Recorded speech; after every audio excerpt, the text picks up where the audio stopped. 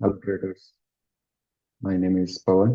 Welcome to my YouTube channel chart to success. और आज हम डिस्कस करेंगे कि फ्राइडे के दिन किस तरीके से मार्केट ने रिएक्ट किया था और आने वाले दिनों में हम मार्केट को किस तरीके से अप्रोच कर सकते हैं। तो सबसे पहले आते हैं निफ्टी में। तो निफ्टी में फ्राइडे के दिन क्या हुआ था कि मार्केट खुलते ही प्रीवियस डे क्लोजिंग के आसपास तक आया और वहां से फिर स्ट्रॉन्ग रिएक्शन देके मार्केट ऊपर के साइड निकल गया। और हमारा डिस्कशन ये था कि अगर लॉन्ग साइड मार्केट जाता भी है तो हम लोग इंटरेस्टेड नहीं रहेंगे। और उससे मैं मीन करता हूँ कि मार्केट ऊपर नहीं जाएगा ऐसा नहीं है, मार्केट ऊपर जा सकता है लेकिन हम लोग इंटरेस्टेड नहीं रहेंगे। क्यों? क्योंकि इस तरीके की कैंडल हमने को अपने को देखने को बहुत मिल सकती है, और जब इस तरीके की कैंडल आती है तो बिलीव मी, तुम सोचना समझना सब तुम्हारा निकल जाएगा, तुमको कितना भी एक्सपीरियंस हो मार्केट में। लेकिन जब इस तरीके की कैंडल आएगी तो तुम रिएक्ट ही नहीं कर पाओगे। जब तक तुम रिएक्ट करने जाओगे उससे पहले वो मार्केट बहुत ही ज्यादा गिर चुका होगा, और आपका दिमाग इतना मैनिपुलेट कर देगा ना कि आपकी थिंकिंग पावर एकदम बंद हो जाएगी। क्योंकि अब जब इतनी बड़ी कैंडल कोई देख लेगा और अगर बाई चांस वो लॉन्ग पे बैठा हुआ है तो उसका जो प्रॉफिट था वो तो गया, प्लस अगर उसको प्रीमियम दिखे हो गए हैं तो लॉस भी दिखेंगे। और लॉस दिख रहा है तो उसका दिमाग ऐसा मैनिपुलेट हो जाएगा कि भाई अब मेरे को ये लॉस हो गया, ये लॉस मेरे को कवर करना है, अच्छे खासे प्रॉफिट में मैं बैठा हुआ था।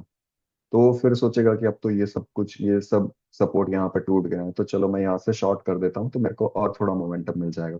लेकिन मार्केट तुरंत ही उस टाइम पे उल्टा रिएक्ट कर देगा और तुरंत ही अपसाइड फिर से खींच लेगा। तो तुम यहाँ पे भी लॉस देखोगे, फिर यहाँ पे अगर तुमने ले लिया शॉर्ट तो फिर से मार्केट अगर ऊपर के साइड खींच रहा है, तुम यहाँ पे भी लॉस फिर बेयर करना पड़ेगा तुमको।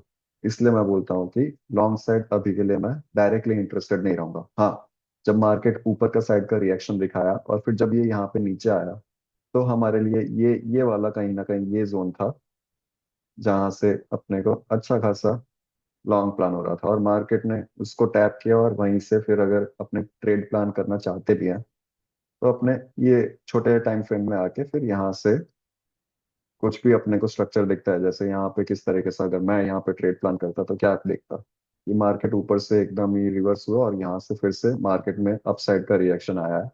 तो फिर या तो यहाँ पे आप आके इधर कहीं पे आप ट्रेड एग्जीक्यूट कर सकते हो, यहाँ से लॉन्ग यहाँ तक की लिक्विडिटी के लिए फिर से प्लान कर सकते हो छोटा सा एसएल लेके। और अगर नहीं तो फिर बैठे रहो। जैसे मैं फ्राइडे के दिन मैंने कुछ नहीं किया था क्योंकि मैंने देखा कि मार्केट धीरे धीरे अपसाइड ही निकल रहा है, और मेरे को कहीं ना कहीं ऐसा लग ही रहा था कि कभी ना कभी मार्केट फिर रिवर्स हो जाएगा। और तो फिर कुछ ज्यादा मजा नहीं आएगा, और ये सब अनएक्सपेक्टेड मूव होते हैं, ये कोई प्रिडिक्ट नहीं कर पाता है कि इतना स्पीड से कोई नीचे मार्केट आ जाएगा। कोई बोलता है कि मैंने ये मेरे को पता था तो फिर वो सिर्फ तुक्के हैं मार्केट में, उसका कोई लॉजिक नहीं बनता है। लॉजिक हाँ ये है कि अपने अपने को पता हो सकता है कि यहाँ पे बहुत सारी लिक्विडिटी जमा हो रही है तो फिर आ सकता है नीचे। लेकिन यहाँ पे ट्रेड प्लान करना बहुत ही मुश्किल है। ट्रेड प्लान अगर होता भी है तो अपने कहीं ना कहीं अगर जब आता है तो इधर कहीं पे शॉर्ट कर सकते हैं, लेकिन उसमें भी अपने को ज्यादा बड़े कोई टारगेट मिले नहीं है क्योंकि ओवरऑल स्ट्रक्चर मार्केट का अभी भी बुलिश है। और निफ्टी में अगर अपने बात करें कि निफ्टी में क्या हो सकता है कल के दिन में, तो डेली कैंडल अगर अपने देखें तो डेली कैंडल के हिसाब से मार्केट स्ट्रॉन्ग बुलिश कैंडल बनाया है। और वीकली कैंडल अगर अपने देखें तो वीकली में भी मार्केट ने 2 वीक से पिछले 2 वीक में स्ट्रॉन्ग बुलिश कैंडल्स दिखाई है। यहाँ पे एंगल्फिंग थी, यहाँ पे मारुबोजू एक और दिखा दिया है अच्छी खासी। बट ये जोन जो है 25,800 का एक फिबोनाची का फिबोनाची के लेवल के हिसाब से ये अच्छा खासा रेजिस्टेंस जोन है। तो यहाँ से फिर से शायद मार्केट टाइम करेक्शन में यहाँ पे रेंज बाउंड हो जाए, या फिर मार्केट थोड़ा सा अपने को नीचे के साइड में रिएक्ट करता हुआ दिखे वीकली हिसाब से। तो फिर अभी के लिए फिर से वही सिचुएशन है कि लॉन्ग साइड अगर अपने को प्लान कुछ करना भी है तो केयरफुल लेना पड़ेगा। ना ही अपने को ज्यादा वो ओवरनाइट होल्ड करके जाना पड़े जब तक मार्केट 25,800 के ऊपर अच्छे से क्लोजिंग डेली बेसिस पे नहीं दे देता है। तो कल के दिन में मैं किस तरीके से प्लान करूंगा कि अगर मार्केट फ्लैट खुलता है और फ्लैट खुल के नीचे आ जाता है तो मैं तुरंत ही कुछ कोई ट्रेड एग्जीक्यूट करना नहीं चाहूंगा, मैं देखना चाहूंगा कि मार्केट क्या रिएक्ट कर रहा है। अगर मेरे को कहीं ना कहीं ये जो प्रीवियस डे क्लोजिंग, मतलब इस जोन के आसपास कहीं पे मार्केट आता है, तो मैं 25, ये 25,600, हाँ। तो प्रीवियस डे का जो ये है, ये वाला जोन, और डेली के हिसाब से यहाँ पे इम्बैलेंस भी पड़ा हुआ है। तो फिर अगर मार्केट मेरे को फ्लैट खुल के नीचे आता है, तो मैं 25,600 के आसपास तो देखना चाहूंगा कि मार्केट यहाँ पे क्या रिएक्ट कर रहा है। अगर यहाँ पे कुछ भी मेरे को बुल स्ट्रक्चर दिख रहा है स्मॉलर टाइम फ्रेम पे, तो यहाँ से मैं एक और लॉन्ग प्लान कर सकता हूँ, और फिर से उसका टारगेट 25,800 तक का ही रहेगा। और अगर मार्केट यहाँ से फिर से नीचे, ज्यादा ही नीचे गिर जाता है, तो फिर दूसरा जोन अपना ये है, लेकिन यहाँ पे ऑलरेडी एक बार टैप हो चुका है मार्केट, तो ये वाला जो जोन है वो अपने लिए कुछ ज्यादा मायने नहीं रखता है। बट अगर यहाँ कहीं पे मार्केट अपने को मिलता है 25,433 के आसपास से, और यहाँ से कहीं से अपने को मार्केट फिर से रिएक्ट करता हुआ दिखता है, तो यहाँ पे मैं एग्रेसिवली बाई करना चाहूंगा, क्योंकि अपना स्टॉप लॉस जो है वो बहुत ही छोटा रहेगा इस जोन में। यहाँ पे अगर अपने को मार्केट कहीं पे इस साइड, इधर कहीं पे दिखता है इस तरीके से, और यहाँ पे स्ट्रक्चर चेंज होता है माइनर टाइम फ्रेम पे, तो यहाँ से अपने को बड़े टारगेट फिर से देखने को मिल सकते हैं, और शायद ये पोजिशनली भी लंबा ट्रेड बन सकता है। यहाँ से अगर मार्केट ऊपर जाना चालू करता है, तो मैं यहाँ से बाइंग के लिए प्लान कर सकता हूँ, या तो फिर मैं इधर से प्लान प्लान कर सकता हूँ। यहाँ पे अपना जो टारगेट होगा वो डे हाई तक का ही होगा, या फिर ये 25,800 तक का ही होगा। और यहाँ से अगर अपने को प्लान करते हैं, तो भी अपना टारगेट, फर्स्ट टारगेट यही होगा। और अगर डेली बेसिस पे मार्केट इसके ऊपर कहीं पे भी बंद करना, क्लोजिंग देना चालू कर देता है, तो फिर अपने आने वाले दिनों में फ्यूचर के लिए 27,000 तक का भी टारगेट निफ्टी में रख सकता है। ये कोई इंट्राडे टारगेट नहीं है, ये बहुत ही बड़ा टारगेट है, लेकिन मैं अभी रेंज बाउंड मार्केट एक्सपेक्ट कर रहा हूँ। तो उस हिसाब से मैं अभी के लिए, जब तक ये जोन नहीं टूटता है 25,400, 350 तक का, ये वाला जोन, तब तक के लिए मैं शॉर्ट प्लान नहीं करूंगा। शॉर्ट अगर अपने करेंगे भी, तो स्कैल्प छोटे छोटे अपने को ट्रेड लेने पड़ेंगे। और अगर लॉन्ग करते हैं, तो अपने को लंबे ट्रेड मिलेंगे, लॉन्ग में अच्छा अपने को फायदा, रिस्क रिवॉर्ड मिल सकता है। तो यहाँ पे निफ्टी के लिए यही हो गया कि अगर मार्केट फ्लैट खुल के नीचे आता है, तो कहीं ना कहीं इस जोन से मैं बाइंग के लिए प्लान करूंगा। अगर ये लेवल भी टूट जाता है, और यहाँ पे कोई अपने को स्ट्रक्चर चेंज नहीं दिखता है, तो फिर मैं ये जोन का वेट करूंगा, और यहाँ से अगर स्ट्रक्चर चेंज होता है, तो यहाँ से मैं बाइंग के लिए प्लान करूंगा।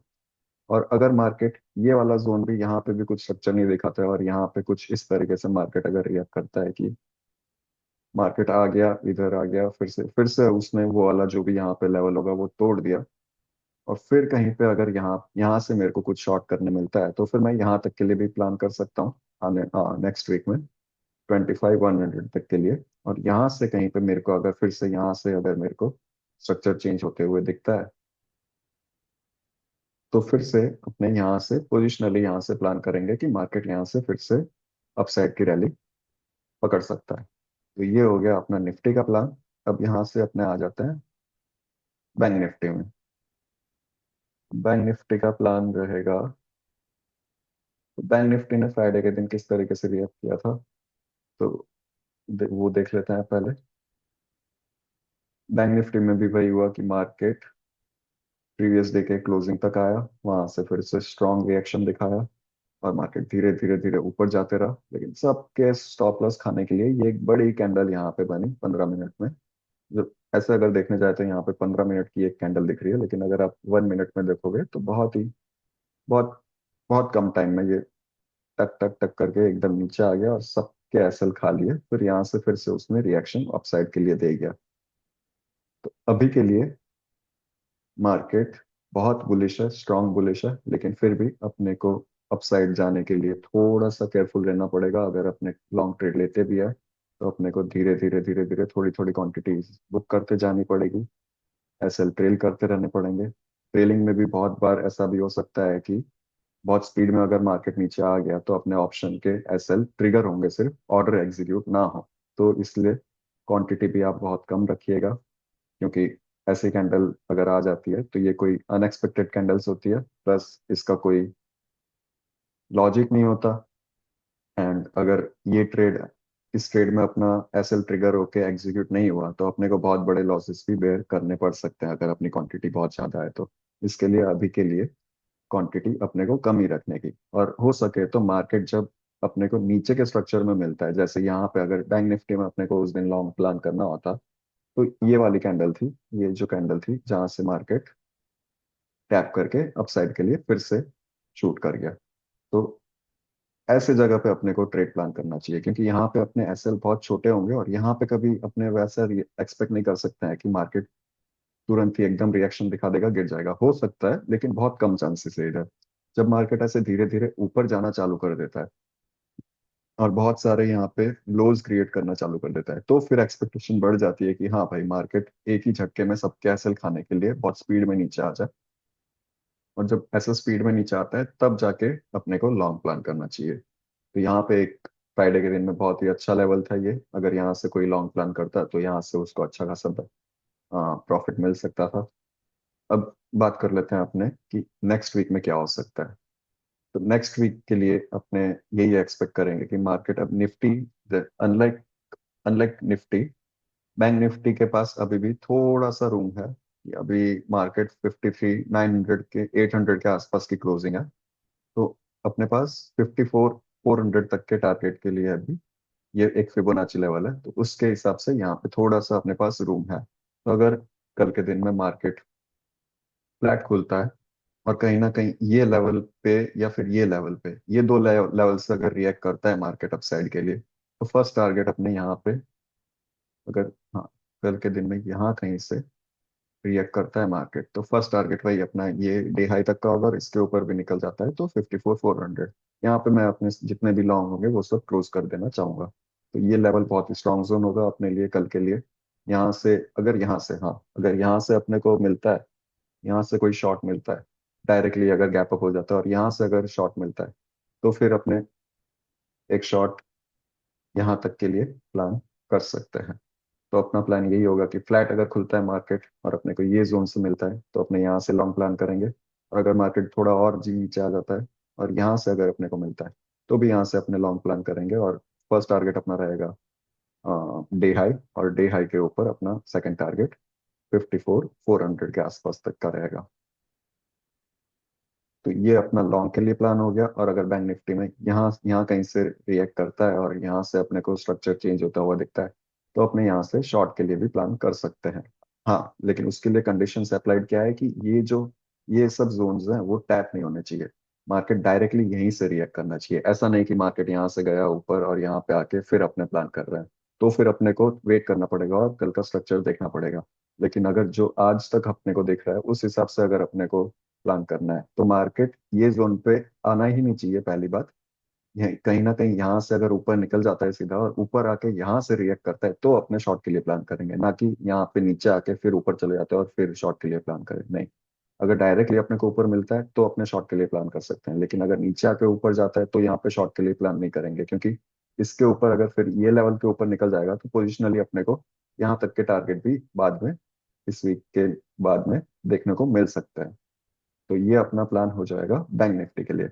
और अगर मार्केट कहीं ना कहीं ये लेवल तोड़ देता है 53,000 कल, 53,000 के नीचे अगर क्लोजिंग देना चालू कर देता है, तो अपने फिर शॉर्ट का ही प्लान करेंगे। शॉर्ट का प्लान कब तक के लिए करेंगे, जब तक के लिए ये जोन या फिर ये जोन तक मार्केट नहीं पहुंच जाता है, क्योंकि फिर अभी भी ये सब जोन जो है वो अनमिटिगेटेड है। यहाँ यहाँ तक मार्केट को आने के एक बार मार्केट को अप्रोच करना चाहिए। और अगर एक और चीज आप देखने जाओ तो यहाँ पे एक ट्रेंड लाइन लिक्विडिटी मार्केट ने क्रिएट की हुई है, जिसपे एक दो तीन बार मार्केट रिएक्ट कर चुका है। तो बहुत लोग यहाँ से, यहाँ पे मतलब यहाँ तक का टारगेट के लिए भी शॉर्ट के लिए अप्रोच कर सकते हैं। तो उस हिसाब से अपने को ये चीज जब तक ये 53,000 नहीं टूट जाता है तब तक के लिए अपना प्लान लॉन्ग साइड का रहेगा।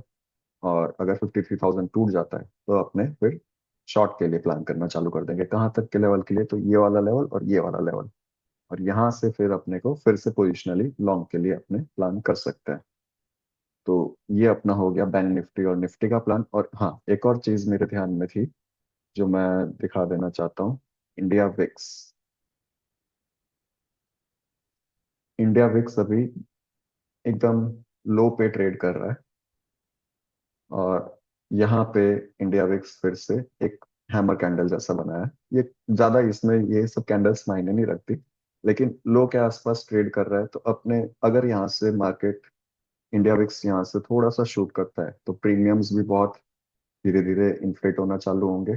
प्लस मार्केट एक करेक्शन मोड में जा सकता है। इंडिया विक्स जब भी बढ़ता है तो मार्केट एक करेक्शन मोड में जाता है, या फिर टाइम करेक्शन हो सकता है वो, या प्राइस करेक्शन हो सकता है। लेकिन जिस हिसाब से मार्केट का स्ट्रेंथ है अभी, मार्केट बहुत ही अच्छे स्ट्रेंथ में ऊपर जा रहा है, तो मैं एक्सपेक्ट नहीं कर रहा कि बहुत ही बड़ा ऐसे कुछ प्राइस करेक्शन आ जाए।